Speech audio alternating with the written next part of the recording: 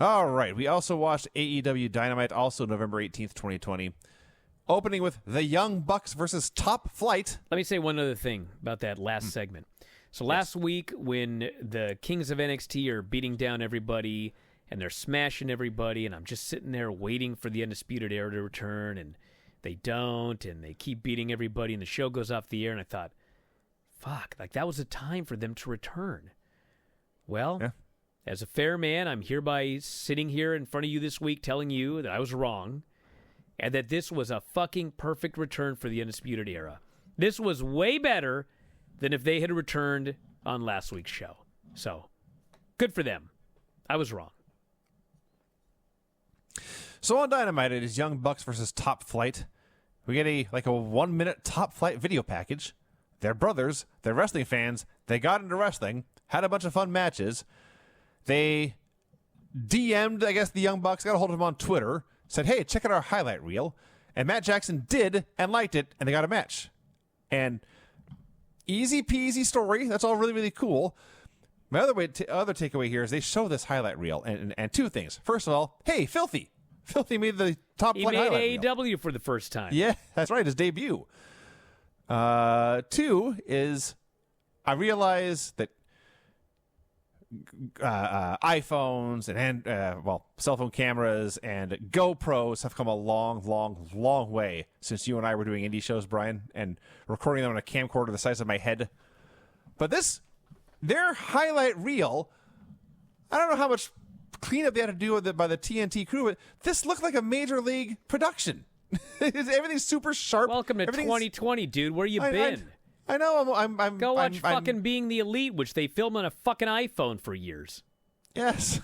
So yeah, dude, it looks great. I'm watching this thing, and I'm listening to their story, and I realize I'm fucking old and everything like that, but Jesus Christ, these two guys talking about how they grew up idolizing the Young Bucks. Yeah. Like, I don't even think Nick is 30 yet. We are. I think Nick is like old men. 29 and his brother's 32 or something like that. It's like, Jesus God. And here sure they you are on realize- national TV with their idols having this great match. I'm sure you realize this, but you and I are both older than both members of Top Flight combined. You know, I never thought of that, Vinny.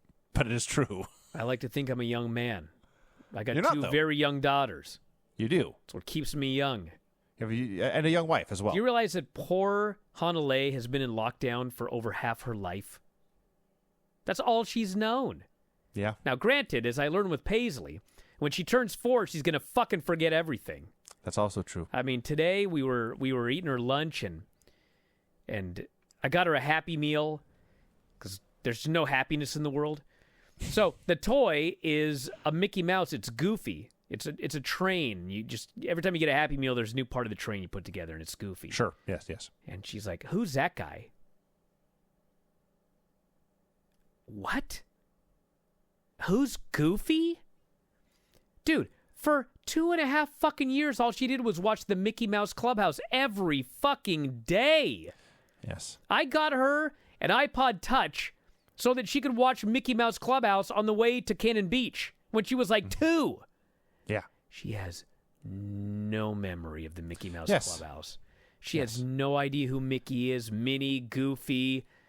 I'm like, fuck, wow. I mean, I knew it was going to happen, but it was jarring. Children's brains are very small and changing all the time. I think from here on out, she's going to remember everything. It's about 4. 4, that's about the age you It's start the to remember things. pre-4 amnesia that is just like all gone into the ether. Yes. So now with Hanalei, it's like, who gives a fuck? You're going to forget everything anyway. Watch whatever you want, kid. Pretty much, actually, yeah. So, these Top Flight kids, I can call them kids, one's 19. They're awesome. Let's get that out of the way. There's points when they're not doing spots where you realize these are two 20-year-old men who are on national TV and are terrified of doing something wrong. But they start doing stuff and nothing went wrong. And everything looked great. And there's little things here and there, like the presence I noted. You could tell the moment at times. I don't want to say it looked too big for them, but they looked like they knew it was a big moment. And they wanted to make sure they didn't fuck it up. But if they want to be on TV every week, great. Top Flight can be on TV every week. I'm very into that. They have a back and forth match. The Bucks give these guys everything. It's a Young Bucks match, by the way, so they got to keep up with everything the Bucks are doing. And they do.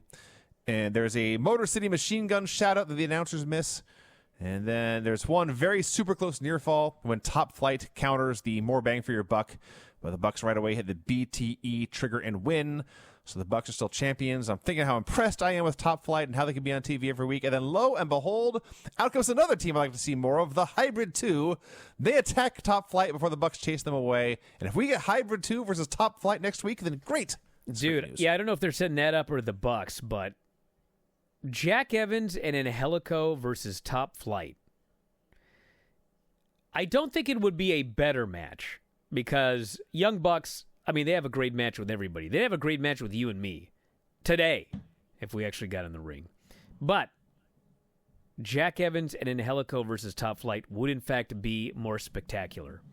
It might be a fucking train wreck. Like, it might be just a catastrophe. But boy, it would be a lot of fun, and there would be a lot of high flying. There may be a higher chance of death in the Hybrid 2.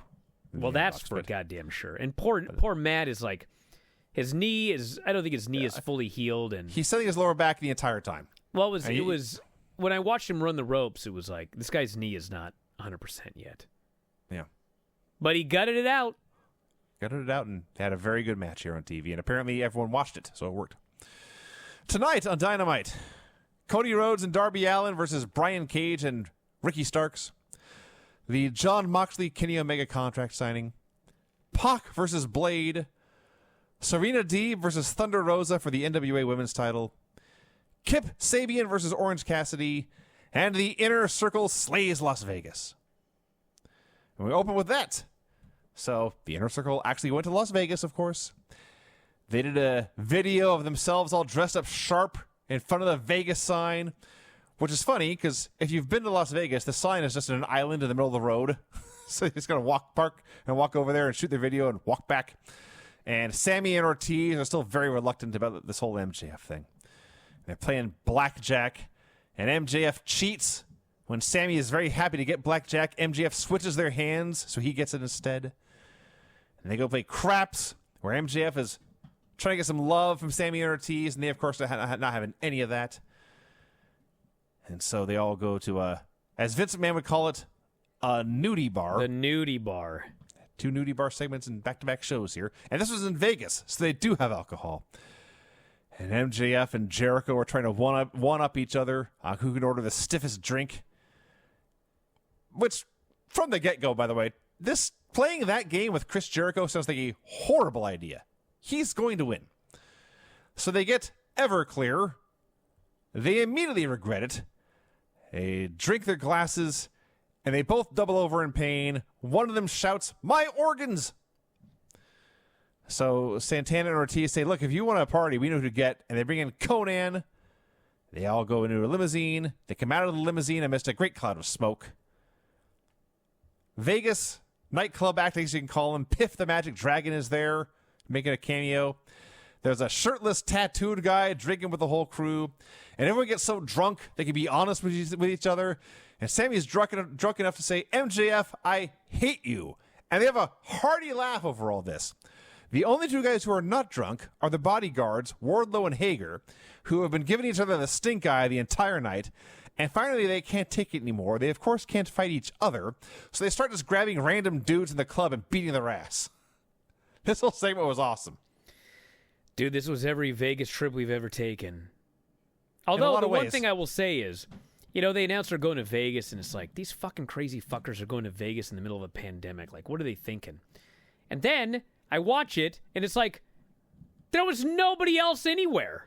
They're alone in the strip club, except for like 3 dancers. They're alone playing roulette. They're alone in the bar. They're alone. Like, there's nobody in Las Vegas except these guys. There was like they rented out all of Vegas. Yeah, there were more people at Dynamite for sure. So Sammy and MJF get drunk, and then they laugh, and I've been there on that one. Although I don't think I ever told anyone I hate them, but someone probably told me that, and then we laughed about it. So yeah, this was true to life. This is very much like a Vegas trip. I don't think we've ever had somebody get so drunk they just start punching random people. No, but you know what? We have had the times where we're wandering around and some fucking guy we don't know shows up and he's drinking and he's just all of a sudden part of the party. 100 times, yes. Yes. So yes, this is an authentic Vegas experience. Oh, we have a little clip of AEW Boundless, which is everyone talking about how they were not supposed to succeed, but here they are. And here in this company, they can be their own characters and tell their own stories. You know what's funny about that commercial? It was a great commercial. But, dude, like, go back and listen to the shows I did before they started. I gave every reason why it was going to succeed. And it did. But it is more fun to tell the story that nobody thought that you could make it. And there were plenty of people that did not. But I was not one of them. Also true. John Moxley promo talks about how this year has been a crazy-ass ride, but the whole world now makes sense to him. I have gotten here and been so successful because of my dad, he says. He was a big, raw-boned, 6'3" guy with boxer ears, and one day he picked me up from the police station, and I thought I was in big trouble, but he just let me know we were the good guys. And so everyone who's tried to cheat and take my title away from me, I've always known what to do. Every time somebody jumps me from behind, I know what to do. The whole world's bearing down on me. My body feels like hell. I got a pregnant wife at home. I'm holding 2 titles on 2 continents. I got everyone breathing down my neck. I know what to do because I'm the good guy. Tonight, I'm going to go to that contract signing. I'm going to look Kenny Omega in the eye, sign those papers, shake his hand, let him know I am the best wrestler in the world. I am my father's son. I am the AEW World Champion. I am John Goddamn Moxley, and that is never, ever going to change. Dude, now he's got to start doing the dad promos where he says, basically, yeah. You ain't taking food off my family's table, or I'm fighting for my unborn child. I got a baby on the way. You'll have to kill me to take this title. Stuff like that. So, quick aside, I don't actually follow any of these people, so I'm not sure how I saw it, but Bayley congratulated Renee and Moxley here on the news, and also I will also congratulate them on the news. Congratulations on the new life you're bringing into this world. And Renee revealed that Bayley got the news when Renee tried to text John with a pregnancy update and sent it to Bayley by mistake. I actually was confused because when I first heard the story, what I thought was that Renee had been trying to text John, and unfortunately she tweeted it instead. That's what I thought happened. I see, yes. But the Bayley story is also good. And there's a story on, a picture, I should say, on Renee's Instagram of Renee and John getting the happy news. It's the sweetest goddamn thing you ever saw. Well, yeah. Awesome. Yeah. Orange Cassidy and Kip Sabian. It is, frankly, exactly what you expect from an Orange Cassidy Kip Sabian match. You know the fear that John Moxley must be feeling right now. This guy does barbed wire matches and shit with glass and thumbtacks and all of that. Now he's scared. Now he's got to deal with... He's got a baby on the way. Pregnancy and childbirth. Oh, man. Parenthood, yes. He ain't seen nothing yet. Yes. Let me tell you something. Brian, do you have any advice to give this young man? Oh, man. Just do your best, buddy. Just do your best. Yes. Get a snoo. That's number 1. We'll deal with that in 9 months. What is a snoo? It's a magical bed. I see. That helps your child sleep when they're really small. And it was $1,200, I believe. And keep in mind, they can only be in it until they're 6 months old. Okay? So if you pay $1,200 when they're 2 months old, you're paying $1,200 for 4 months of your life. That's $300 a month. Okay? I'd have paid $12,000 for this fucking snoo based on the amount of sleep I was able to get because of the snoo. So, Orange does a diving DDT. He appears to spike Kip Sabian's head into the mat. You can see him apologizing to Kip Sabian, patting him in the belly after the Sabian is able to kick out. But what follows over the next few minutes, Sabian does not look good. He does not look all there. He's fucking up a springboard.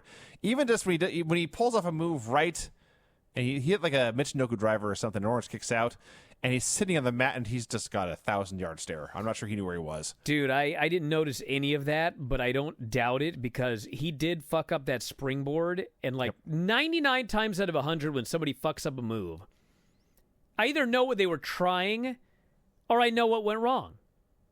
But it was actually, you know what it reminded me of? When Chris Daniels tried that Arabian moonsault and he just fucking crashed and burned. And they turned into a storyline and everybody was arguing about whether it was real or fake. And I mean, I've never interviewed him about it, so I don't know. But I mean, I could tell you as a worker from watching it, Like, if you're going to fuck something up, you don't do it like Chris Daniels did, because he fucking almost You don't fall killed on your himself head. when No. he fell on that fucking metal ramp. That's not the plan. So, but when I watched it, the thing that was so weird about it was I couldn't figure out what went wrong. It wasn't like his foot got caught on the rope. He just went to do it, and he couldn't do it. And I've been watching Chris Daniels forever. So that's what this reminded me of. Kip goes for this springboard, and he just slips. And his foot didn't get caught. It wasn't like he didn't jump high enough. He just tried, and it didn't work. It was weird. Yes. So Orange eventually pins him with a mousetrap. Miro, who had been doing commentary, snaps the instant the referee counts 3, throws down the headset, sprints to the ring, turns Orange inside out with a lariat, and the best friends chase him away.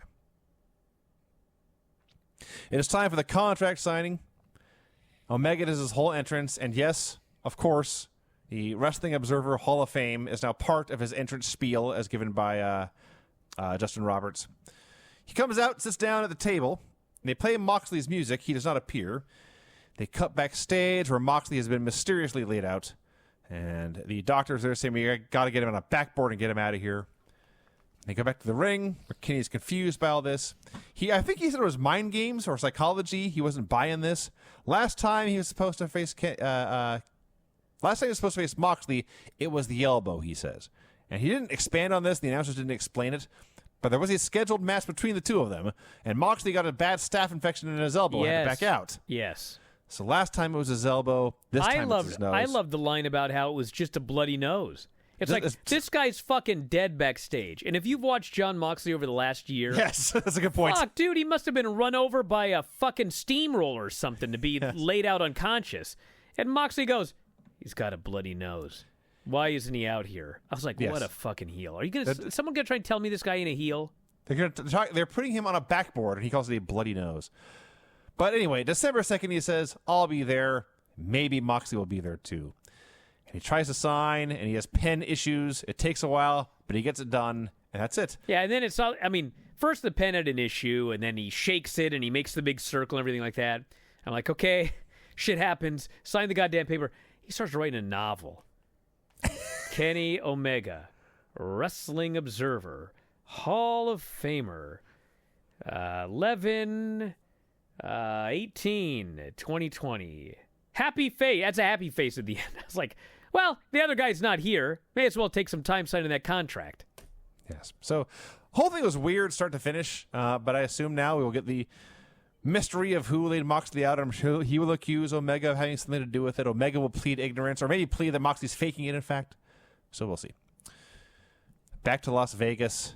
And Dude, this. Don't even tell me that this was not like a direct spoof on Fear and Loathing in Las Vegas. I mean, it had to be.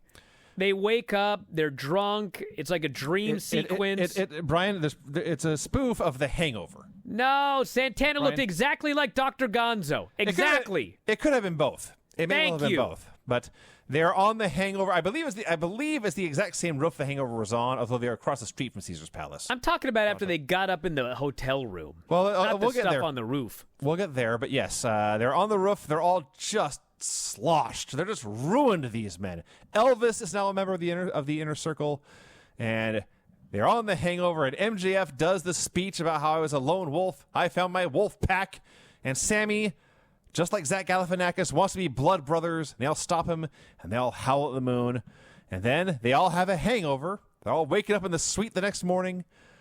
Jericho wakes up next to Elvis. That freaks him out. Then realizes he has been drinking gin. That freaks him out even more.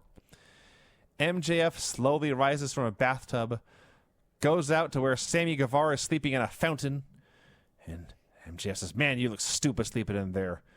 And Sammy looks up at MJF and says, at least I'm not soft.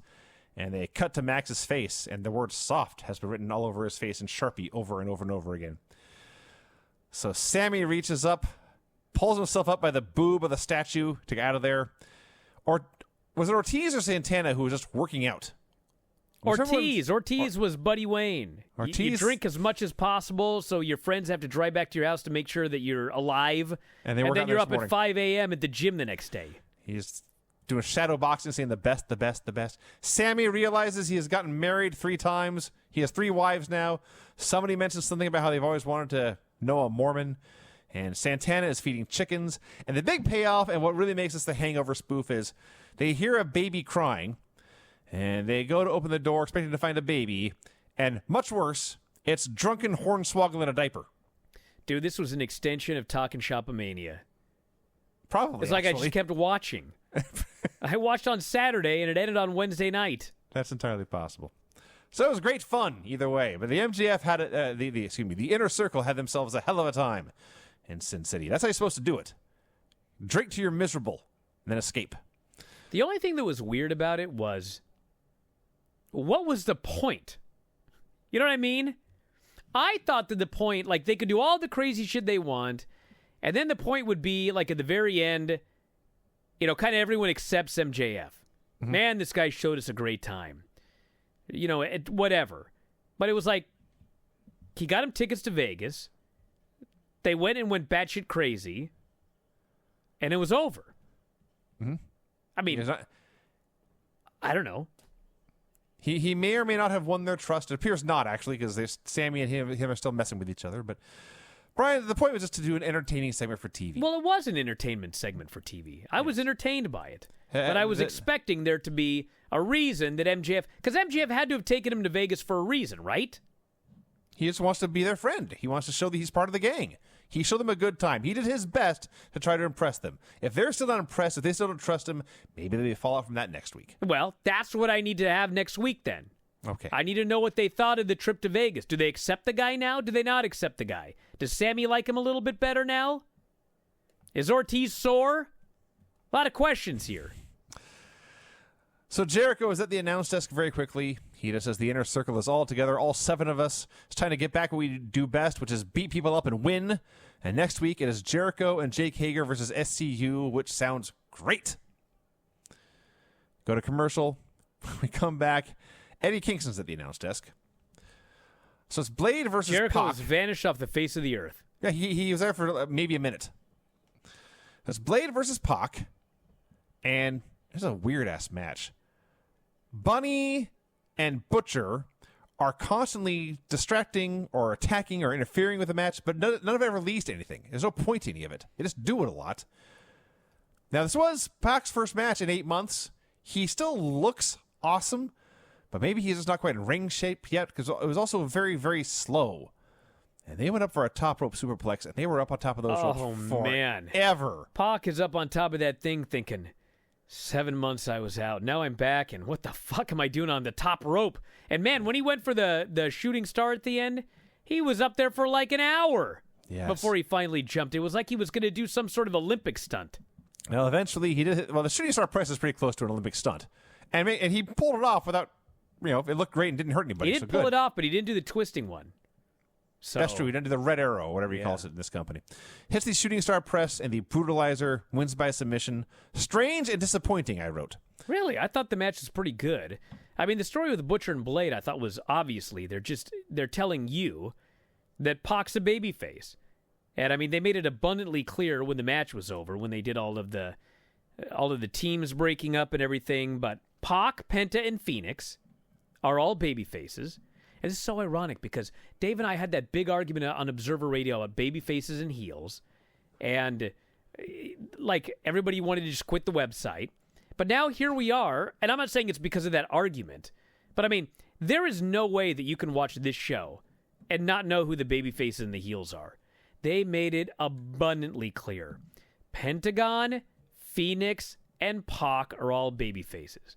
And quite frankly, why wouldn't they be? Like, right. Pac is the bastard, but fuck, talk about a babyface. And Pentagon and Phoenix, I mean, why were they ever heels in the first place? So they're clearly babyfaces now. And Eddie Kingston has not turned babyface. He's as despicable as ever. Yes. And him and the Butcher and the Blade, I mean, I don't want to hear any arguments that they're babyfaces. They are heels to the core, and they just delineated. These are the good guys, these are the bad guys, and they're going to feud. So what happened here, you've touched on this, but after the match, Pac starts to call Eddie out. He gets jumped by Butcher and Blade, Eddie cuts a promo on Pac or Pac or whatever your name is. It made me happy because I'm not the only one who doesn't know how to pronounce his name. He's threatening to do all Here's sorts the of thing, too. Why does it matter? You're telling me that you can trademark Pac but not Pac, even though they're spelled the same way? I don't know. Like, who cares? It's honestly a terrible name. To be perfectly frank. I guess he likes it, but it's a terrible name. I don't care about the name. You can name yourself whatever you want, but I mean, Pac. I mean, dude, the guy's got an accent. He's going to pronounce it differently than I do. It doesn't mean one of us is wrong. It's a different accent. Well, it matters to Eddie.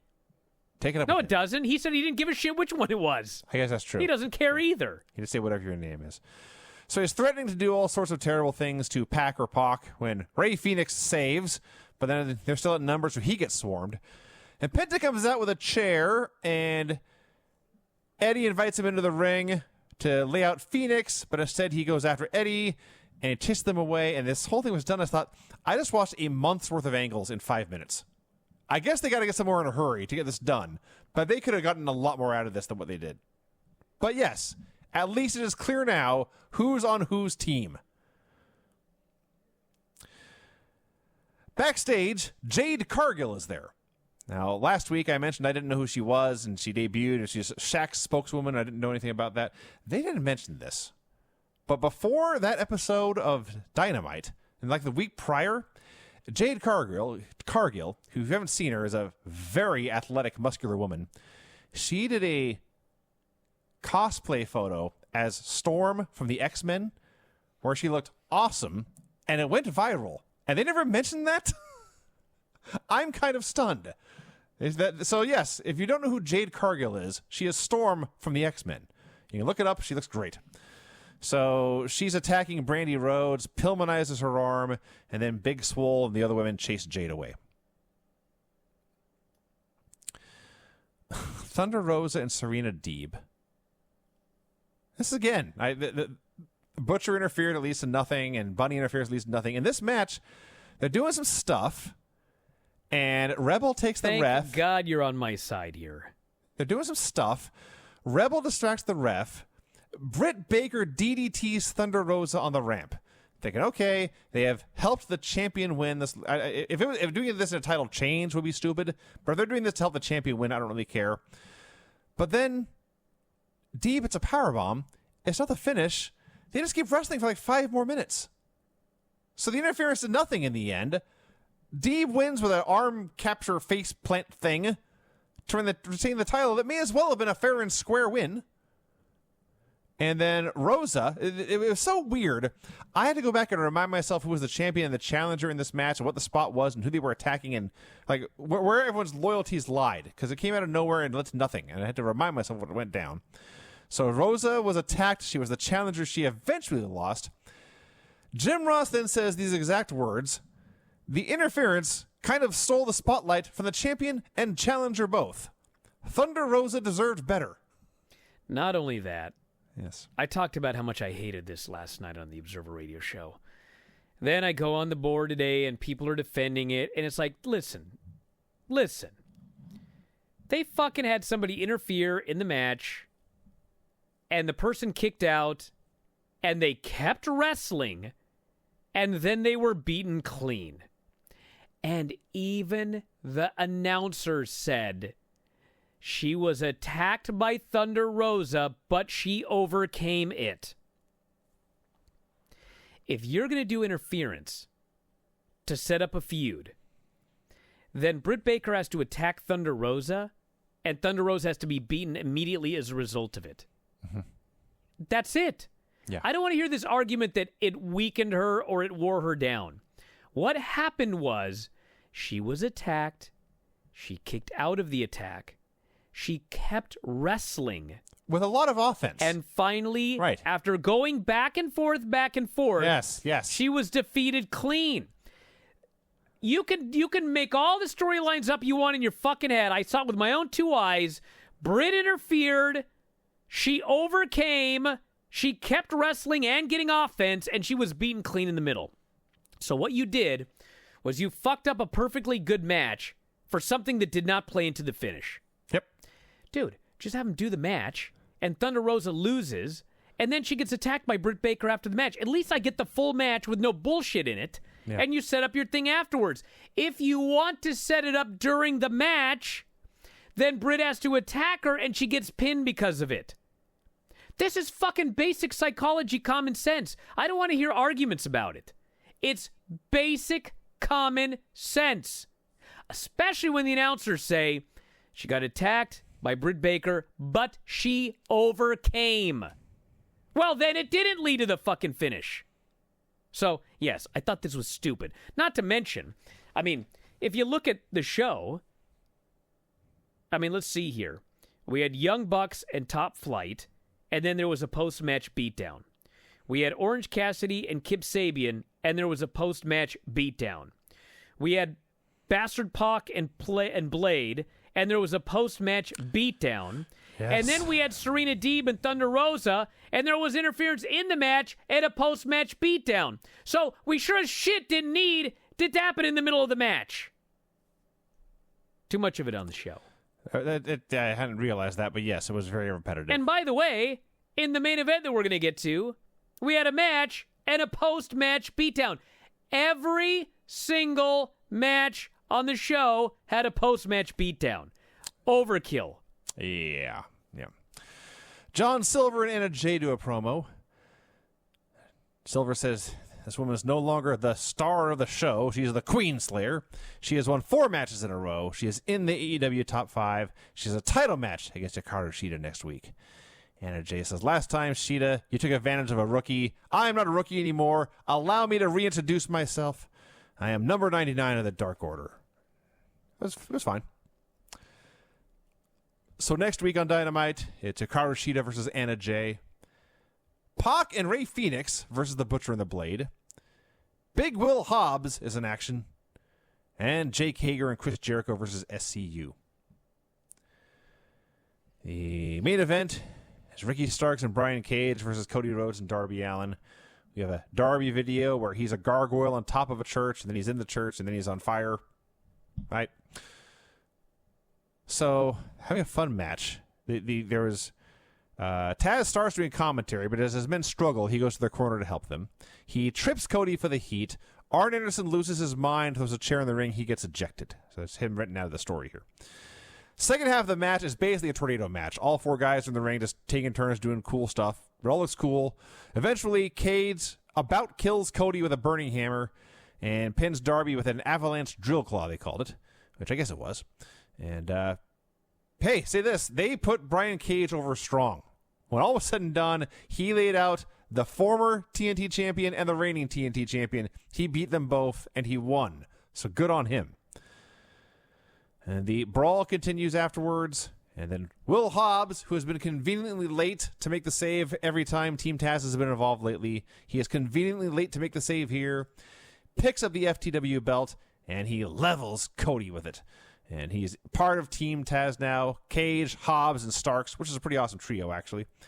But between that and Death Triangle's back together, Eddie and Butcher and Blade, all I can think is they have to be planning a trios tournament coming soon. That's all Dave thought last night. Maybe they are.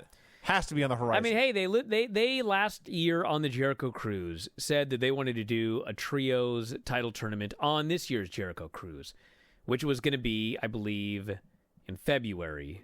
It was January last year, but anyway, it was right around the corner, and there ain't a Jericho Cruise right around the corner.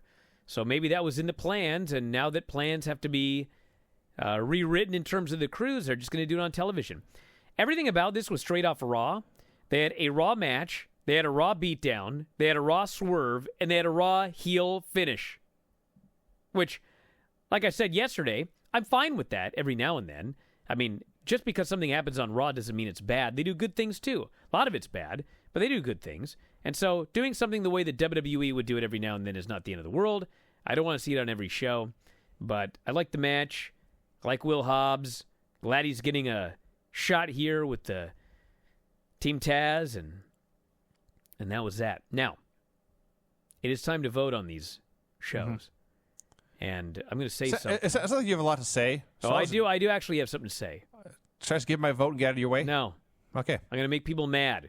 But you know what? Yeah. If you don't like it, fuck you. Start your own podcast. It's my show. For the first week ever, I'm actually voting because I want to punish NXT for what they did. Okay? Okay. So, if you get past the first half hour of NXT, Mm-hmm. I mean, actually, I got to go a little further because that Indy Hartwell match, but everything from Kushida on. Kushida match was great. Dakota match was great. August, great. Timothy Thatcher was great. Main event was... What was the main event? Oh, great. Great match. Yes, it was very great. And there was a great angle at the end of the show. Great from about 45 minutes until the end. Okay? Now, I watched the AEW show, and Young Bucks and Top Flight was great, and I liked every match. Okay? I liked every match. Every match was good. The Young Bucks match was very good. Okay? But at the end of the day, that first fucking half hour of NXT was an atrocity. That fucking blindfold match was so bad. And the Leon Ruff stuff, I mean, they kind of were trying by the end, but the first half of the show, he's still a dork and a comedy geek. But really, most of all, that fucking blindfold match. I mean, this is a punishment vote this week. I'm giving my vote to AEW. Even though I think that there were things on the NXT show that were better than pretty much anything on the AEW show, too bad. That first half hour was fucking trash. And I'm giving him a punishment vote this week because of that. So a few bad apples have spoiled that entire bunch. Yes! Absolutely. Well, Brian, I understand. I completely understand that viewpoint because, as I said, the blindfold match was the worst segment I think I saw in NXT all year. And think of the ground that covers all the Dexter Loomis horseshit I've had to endure. But you know what? The last 70, 80 minutes, whatever it was the best stuff, my favorite stuff I've seen in NXT all year. So I'm taking the other viewpoint. I'm saying that the bad apple did not spoil the bunch. The good apples saved the bunch. I am voting for NXT. Wow, a rare week where we disagree. We have not disagreed. When's the last time this happened? July. Wow, what show was it? July 29th, I voted AEW, you voted for a tie. I guess. I mean, when's the last time that you voted for one and I voted for the other? So Forget we disagreed the ties. and there was no tie. It has been a long time. Has it ever happened? January 29th, 2020. Wow. You voted pandemic. You voted NXT, kinda. You voted NXT, I voted AEW. And I couldn't tell you what happened on that show. I don't have any notes about that. But there you go. All right, everybody. We're allowed to disagree. Well, as they say, there we go. We're going to wrap it up. And Sunday,